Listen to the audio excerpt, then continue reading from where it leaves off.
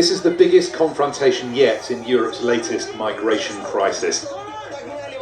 This is the rising desperation of thousands of people stuck on a border that won't open for them.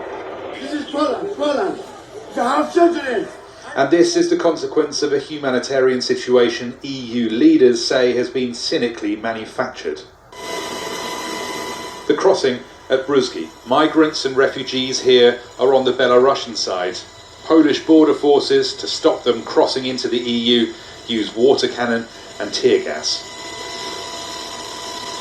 At the front are mainly young men, but many women and children are in the crowds behind. For those on the receiving end, it's an inhumane and hypocritical rejection by Europe. Al Jazeera's reporter on the ground spoke with them. They're using pepper spray and water and tear gas against the children. Is this the human rights of Europe? 10 days we've been here without water, temperatures are -5, and what can we do? Where are the human rights organizations? We were a good country. They invaded Iraq in 2003. We've lost everything. We've sold our cars and sold our houses. They've destroyed our country, and now this is their human rights? We haven't slept since yesterday. Our feet are freezing and the only word we can hear is attention, attention. We have kids, we have wives. If they don't want to allow us through, then return us back to our countries. We haven't eaten for 5 days. Only a little food is available for women and kids. We need a safe place. We need a safe country. It certainly is an uneven fight. But Poland's authorities also want the world to see its dilemma here.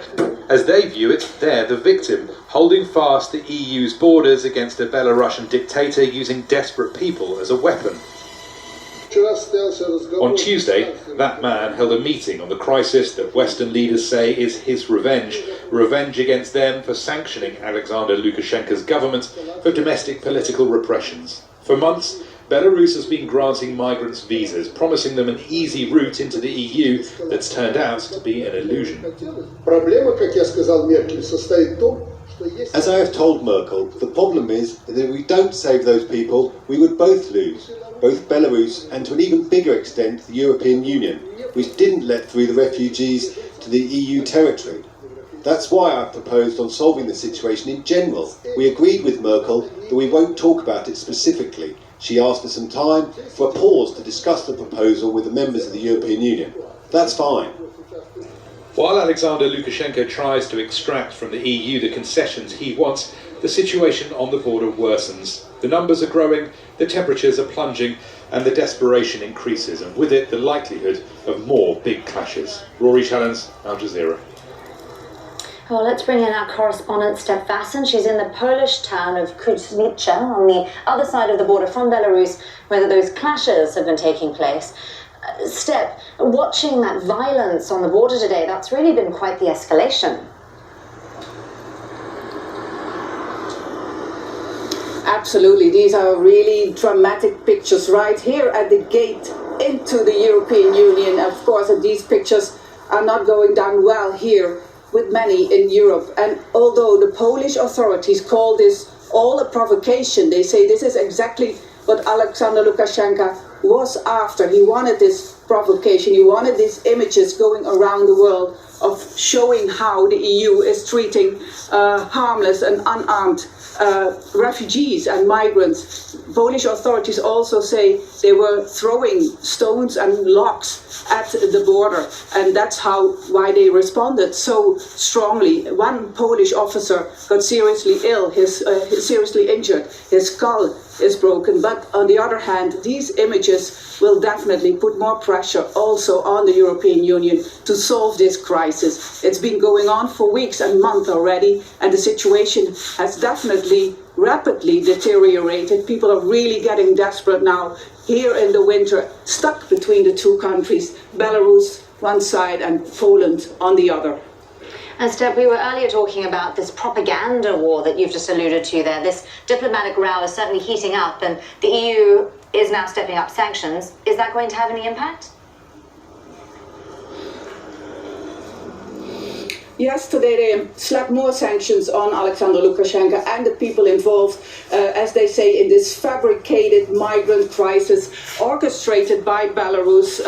by having easy entry visas for people, migrants and asylum seekers, to enter Minsk. But we have seen that sanctions in the past haven't really gone anywhere. They haven't had any effect. And what's happening now is that actually the diplomatic channels with the disputed leader who's been called a dictator by European leaders are open again. Angela Merkel, the German Chancellor, had a long phone conversation with Alexander Lukashenko for 15 minutes yesterday, and he said today that they will have another conversation soon. Something is being offered, something's being negotiated, so that's a real significant point to mention, because before these diplomatic channels were totally closed for a year. So now he is in charge, basically, Lukashenko. He's pulling the strings, and everyone is, of course, really wondering what is coming out of this negotiation. Step Vasson there with all the latest for us from very near the Polish-Belarus border. Thank you, Step. Well, let's now bring in Witold Klaus. He's a human rights lawyer. He joins us now from the Polish capital, Warsaw. Witold, there are obviously a number of conventions and protocols in place that are meant to protect the rights of refugees. The EU also has the Dublin regulation for countries to take up responsibility for those within its borders. Now, as a lawyer, what do you make of what happened today? I mean, it happened what it's meant to be happen, and what probably it was planned a long time ago, and it should be expected from people in desperate situation, because as it's been said, they are trapped at the border between two fences, between two armies, without food, without anything, and without any solution, without any hope what will happen next to them, and that what will be offered to them. So, I mean, there was no possibility for them to stay there. That's why they tried to solve this by their own. Of course, using violence, but it's new for the situation at the border, because previously, for the first situation during the last several months, the violence has been deployed by immigrants at the border. Well, Witold, as you alluded to there, a lot of the people that we're talking about here, the men, the women and the children that we've seen today who are trying to cross over, they're stuck in this border area between countries, this kind of grey zone. In that case, what sort of rights do they actually have? I mean, they always have a right to apply for asylum, and there is only way that could enter and should enter the gate to the EU, in this case to Poland. But no one listened to them. So we don't know if they apply for asylum, if they want to do that or not.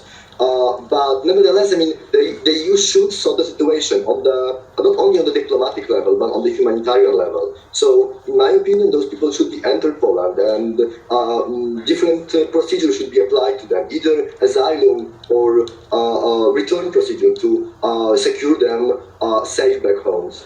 You talk about potential return procedures. We've actually been getting reports of the opposite, how Belarusian authorities are encouraging migrants and refugees to try to cross, I mean, even giving them wire cutters, showing them the way through the forest. You're sitting in the Polish capital now. How's all of that going over in Warsaw?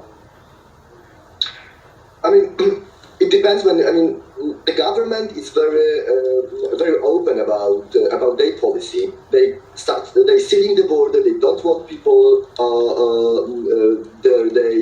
They present themselves as the defenders of the EU. But there is also another side, presented by activists, by regular members of the society, and most of the people do not accept those policies. Maybe not most, but a lot of people don't accept this policy, and it's really embarrassed what the Polish government is doing at the moment.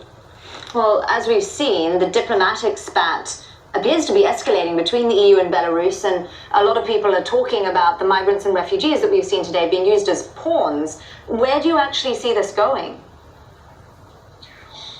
Actually, I don't know. I mean, the whole diplomatic situation is deployed too late, because the situation started in June already on the Belarusian-Lithuanian border, and only now we see that something is going on at least. So it's very late, and it's very cold also. So those people are in a more and more difficult situation and more in a desperate. And if any each government, I mean Polish and Belarusian, don't want to band and to do anything to help those people, we could even expect some deaths on the border, and we've seen several of them already. We have indeed, and we're seeing more of that desperation. Witold Klaus there, human rights lawyer, speaking to us from Warsaw. Thanks so much for joining us on Al Jazeera, Witold.